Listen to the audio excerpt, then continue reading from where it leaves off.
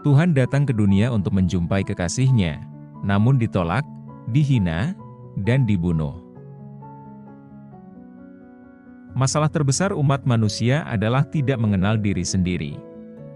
Siapakah dirinya yang sejati? Keadaan seperti ini dapat dipahami karena kesadaran manusia hanya 10% dari jiwanya, sisanya 90% yang justru terbesar berada di jiwa bawah sadar, sehingga manusia hampir tidak mengenal diri sendiri. Dan sesungguhnya, manusia yang tidak mengenal atau menyadari jiwa dan rohnya sendiri, akibatnya juga tidak mengenal Roh Kudus yang ada di dalam dirinya, dan keadaan seperti ini dapat menimbulkan masalah yang serius. Malahan manusia masa kini tubuhnya juga tidak dikenali, sehingga makan makanan yang tidak dibutuhkan, atau makan makanan lebih dari kebutuhan tubuhnya. Saya akan menunjukkan seberapa besar masalah yang dapat ditimbulkan karena hanya memiliki sedikit saja kesadaran. Roh Kudus ada di dalam diri manusia, karena tubuh kita adalah baitnya. Namun apabila manusia tidak mengenal diri sendiri, maka tidak mungkin dapat mengenal roh Allah yang ada di dalam dirinya, tidak peduli sehebat apapun kerohanian orang tersebut. Maka dari itu, setinggi apapun kedudukan dan tingkat rohani seseorang, tidak ada jaminan untuk tetap aman atau tidak jatuh. Untuk masalah ini sudah sangat banyak contoh hamba Tuhan besar yang jatuh. Karena dapat dipastikan kejatuhan bukanlah karena mengikuti kehendak Roh Kudus, tetapi menuruti egonya sendiri, tanpa disadarinya. Sebagai contoh yang ironis dari para tokoh dan pemimpin rohani ataupun agama yang fanatik, dan terjadi sampai sekarang, adalah ketika Tuhan Yesus datang ke dunia. Tuhan datang kepada bangsa pilihannya, bangsa yang diharapkan menjadi terang bagi dunia. Namun bangsa yang terpilih dalam mengenal Allah, sehingga bangsa lain dianggap kafir, justru menolak kedatangan Tuhan Yesus. Peristiwa yang ironis, Soko guru bangsa Yahudi yaitu imam dan para ahli Taurat justru yang merencanakan untuk menyingkirkan Yesus. Dengan menganiaya, dan membunuh Tuhan yang adalah Mesias. Yesus bukan seorang penjahat tetapi dihukum seperti seorang penjahat besar. Tokoh-tokoh rohani yang hebat dan dihormati malahan dapat melakukan tindakan yang lebih kejam dari orang biasa. Tuhan dikecam, dihina, tubuhnya dicabik-cabik, dan dibunuh dengan cara yang paling kejam yaitu disalibkan. Peristiwa yang kejam dan ironis ini tentu hanya dapat dilakukan oleh mereka yang energi kesadarannya rendah, sehingga tidak dapat menyadari siapa sesungguhnya dirinya, dan siapa yang dianiaya dan dibunuhnya. Tindakan semacam ini tidak mungkin dilakukan oleh seseorang yang mengenal Allah, dan yang dituntun oleh Roh Kudus, artinya memiliki kesadaran yang memadai. Jika kita perhatikan pada peta kesadaran David R. Hawkins, para pengikut agama-agama sepantasnya memiliki tingkat kesadaran dengan energi 500 atau energi kasih, di mana dalam level ini manusia mampu mengasihi tanpa syarat, tidak memiliki keterikatan dan hidup dalam damai. Oleh karena itu, penting untuk mengerti cara terbaik seseorang dapat mengenal Allah. Seseorang dapat mengenal Allah terbaik melalui roh Allah yang ada di dalam dirinya, bukan dari pendapat atau doktrin yang berasal dari orang lain. Dengan demikian hidupnya akan dituntun oleh Roh Kudus dan Tuhan sendiri yang tentu lebih terjamin.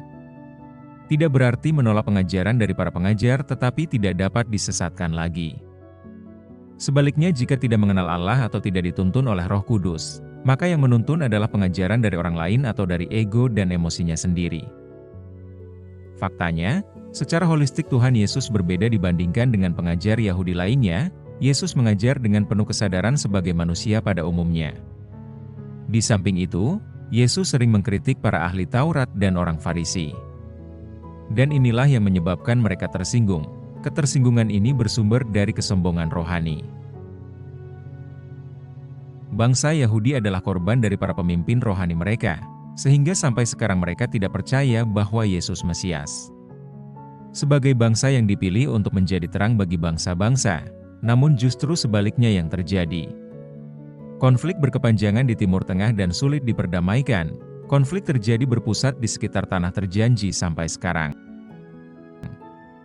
Sejak berabad-abad yang lalu, dimanapun mereka berada sering timbul konflik, karena tidak mau berbaur dengan bangsa lain, dan juga tidak disukai oleh bangsa lain. Sebagai contoh sikap antisemit bangsa Eropa yang memuncak di abad pertengahan. Sangat disayangkan, sekalipun Allah telah mengaruniakan benih istimewa kepada mereka untuk menjadi terang. Namun faktanya mereka tidak sepenuhnya berhasil menjadi terang bagi bangsa-bangsa. Barangkali masih banyak yang mengatakan bahwa mereka tetap bangsa pilihan, buktinya hampir semua penemuan di dunia yang memberikan berkah bagi bangsa-bangsa ditemukan oleh mereka. Ya, memang itu benar, itulah tandanya sebagai bangsa terpilih. Namun sangat disayangkan, fakta yang terjadi adalah penemuan-penemuan yang hebat tersebut, yang meliputi bidang-bidang seperti jaringan komunikasi dunia, jaringan media sosial, penemuan dalam bidang ilmu pengetahuan dan pendidikan, keuangan dan jaringan perbankan, farmasi, informasi teknologi, persenjataan modern, dan masih banyak lagi. Semua perusahaan-perusahaan yang memproduksi penemuan mereka tersebut dikuasai dan dipakai untuk mengontrol dunia. Hampir seluruh kekayaan dunia dikuasai oleh perusahaan-perusahaan tersebut. Dikuasai oleh segelintir tokoh dunia yang dapat mengontrol pemerintahan negara-negara di dunia, mereka dikenal sebagai non-state actor. Mereka tidak sungguh-sungguh ingin menyejahterakan masyarakat dunia, tetapi dengan serius ingin menguasai dunia, menjadi pemimpin dunia, New World Order. Sekarang kembali ke topik utama, sehebat apapun kerohanian, kecerdasan dan kedudukan seseorang jika tanpa mengenal dan menyadari siapa dirinya sekaligus tidak mengenal roh Allah yang ada di dalam, maka dapat menimbulkan tindakan serius dan kejam. Demikian pula dengan gereja sebagai pilihan Allah seri kedua, gereja dipilih oleh karena bangsa Yahudi menolak Tuhan Yesus. Jikalau para pemimpin gereja tidak mengenal dan menyadari jati diri mereka sendiri, maka akibatnya tidak mengenal ego dan kesombongannya sendiri, tidak menyadari semua emosi negatif yang terprogram di bawah sadar mereka, termasuk di dalamnya suka menghakimi, sulit mengampuni, mudah iri hati, lebih suka berseteru daripada berdamai, merasa paling benar, dan masih banyak lagi. Apabila para pemimpin gereja dalam kondisi demikian, maka akan berdampak serius. Sebagai contoh, perpecahan gereja menunjukkan tindakan yang sama dengan para ahli Taurat yang mencabik-cabik tubuh Kristus. Gereja yang terpecah bahkan saling menghakimi. Menghakimi adalah tindakan ketidaksadaran yang sangat merusak. Karena berakibat tubuh Kristus tercabik-cabik. Inilah ketidaksadaran yang menimbulkan kengerian bagi tubuh Kristus, yaitu gereja. Contoh ketidaksadaran lain yang jahat adalah kepribadian dark triad, yang merupakan kombinasi dari NPD, Narcissistic Personality Disorder, Machiavellianisme, dan psikopati. Dalam psikologi dianggap sebagai kelainan jiwa. Namun orang-orang dark triad ini justru dikenal sebagai orang baik dan mempesona, karena mereka pandai membangun citra diri. Yang merasakan kejahatannya adalah korbannya, dan sekalipun jahat mereka tidak pernah dapat menyadari kesalahan maupun kejahatannya.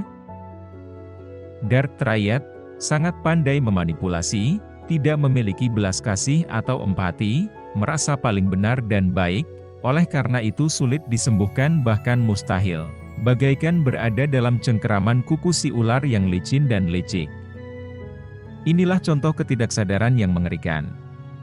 Lihat konten, melalui perspektif dark triad, membedah permusuhan antara si ular dengan Yesus Kristus. Mungkin ada yang bertanya, apa itu kesadaran? Secara ilmiah David R. Hawkins MD, PhD telah membuat peta kesadaran, namun sejak dahulu kala, falsafah Timur telah mengenalnya. Saya mengatakan falsafah Timur untuk membedakan dengan falsafah Barat yang bersumber dari Yunani dan telah memberi pengaruh kepada kekristenan. Sedangkan falsafah Timur datang dari India, Tiongkok, dan juga kepercayaan asli Nusantara sebelum Hindu dan Buddha. Dalam spiritual Timur, khususnya kepercayaan asli Nusantara disebut Kapitayan. Kapitayan merupakan kepercayaan monoteisme. dalam kapitayan pencapaian spiritual adalah pencerahan untuk menemukan jati diri atau diri sejati. Ketika seseorang mengenali jati dirinya, ia menyadari bahwa diri sejati bukanlah pikiran, kehendak, ataupun perasaan, dan bukan tubuhnya. Namun diri sejati dapat mengontrol pikiran, kehendak dan emosi. Diri sejati inilah Roh Kudus yang ada di dalam diri manusia. Dengan menemukan jati diri yang sejati yaitu roh manusia, roh ini manunggal dengan roh Allah. Atau sering disebut, manunggaling kawula Gusti. Seseorang yang telah mencapai tingkat spiritual ini, kehidupannya akan senantiasa dituntun oleh roh Allah, dan memiliki kasih tanpa syarat, serta hidup dalam damai dan sukacita. Seperti kata Rasul Paulus, "Bukan lagi aku yang hidup tetapi Kristus yang hidup di dalam aku." Galatia 2, ayat 20.